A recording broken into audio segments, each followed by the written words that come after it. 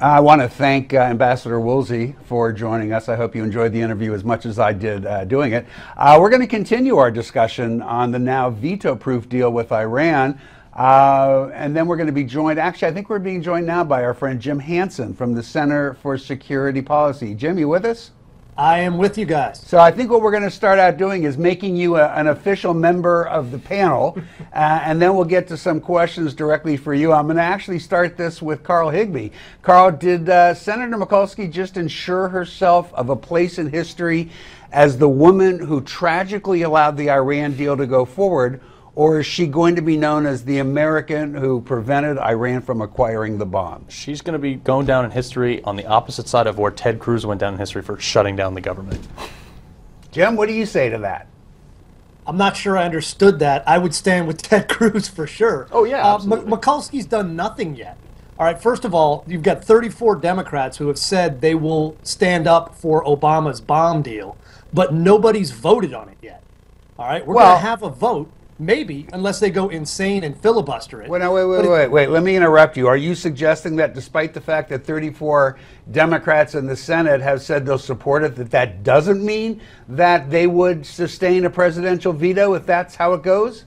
When the American public is more than 2-to-1 against this abomination, I think it might cause them to think twice about going ahead and crushing the will of the American people to stand up for Obama. First of all, let's change their minds. While you're absolutely entitled to your opinion, we got to keep the facts straight. So according to the poll out this week, the American public, 55% of that public is against this deal. Clearly a majority, 2-to-1. I don't think we've got data supporting that. Not only that, we've known this now for some time. The public started out favoring it back in April. It's definitely gone the other way since then, but that really doesn't appear to be stopping Democratic senators, we've had 3 this week already, from coming out and saying, no, they support the president on this.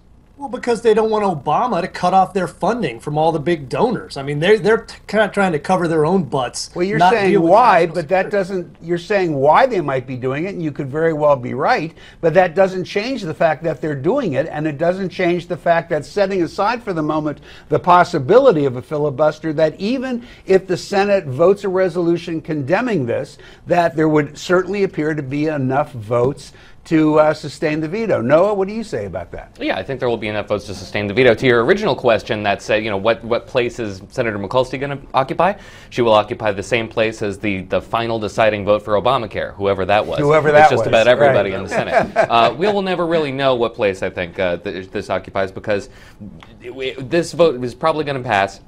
It is going to get to the president's desk. He will nix it, and the veto will be sustained in Congress. It has everything to do with implementation. Congress is going to be an afterthought once we get to the nuts and bolts of this agreement. Once the rubber meets the road and we start dealing with issues of implementation, that's when the focus is going to be on the president, and it's going to be on Tehran. It's not going to be on Congress. So David, Jim pointed out correctly that there are those that are raising the possibility of filibustering, and it would only take 6 more Democratic senators. I suppose that's a possibility it's going to happen. I think this is a done deal. I think we're going to see this deal go through, despite some of the rhetoric that we're hearing out there. I think Mikulski's vote was probably a pretty easy one to get. She's retiring at the end of this term. She's got nothing to lose, so why wouldn't she go along with the president? Politics are a pretty dark area. Well, there's 2 ways to look at that. You could say Mikulski had nothing to lose, so why not go along with the president? But on the other hand, if she's got nothing to lose, why not vote her conscience, which is what she probably did. Politics are pretty dark, and we don't know what promises have been made to all the people that have been voted. Always say that going both ways. Here, the interesting thing about this deal, which I don't think the people are actually maybe they are analyzing it in Washington, but the fact of the matter is that we're giving over $100 billion to a state sponsor of terrorism. When you hear death to America, that means death to Rick Unger, death to Carl Higbee. I mean, that means death to us. Like, people got to understand that. Let me ask you, Jim, what's your take on the potential for the filibuster idea succeeding? You think it'll happen or not? Well, there's only 2 options for the Democrats. Both of them are anti-representative democracy. If they filibuster it, they go ahead and kill the opportunity for the American people's voices to be heard through Congress, and they make this an Obama top-down deal. I got to say something. How many times have we seen the Republicans filibuster when the Democrats are saying exactly what you just said? Judicial nominees is one thing on a treaty, which it very well should be. that is this sweeping and affects the entire security of the entire world, So you I think just it's worth raised- having the American people go ahead and vote. You just by raised their the critical representative. point, in my opinion, and Ambassador Woolsey raised the point. Why aren't you coming on the show and saying, you know what we need to do? What they have to do in the Senate is insist that this is a treaty and look for that 2/3 vote. Why not talk about that?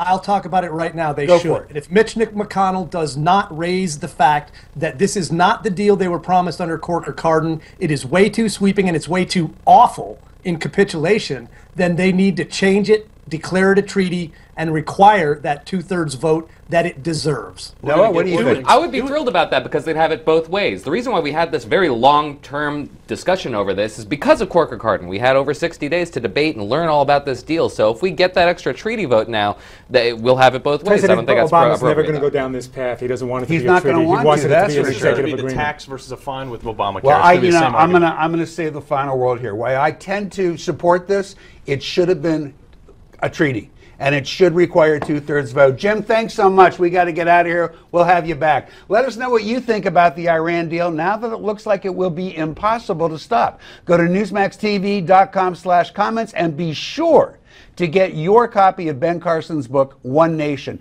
And you can get it absolutely free. All you have to do is pay $4.95 to cover the cost of shipping. Call 1-800-485-4350.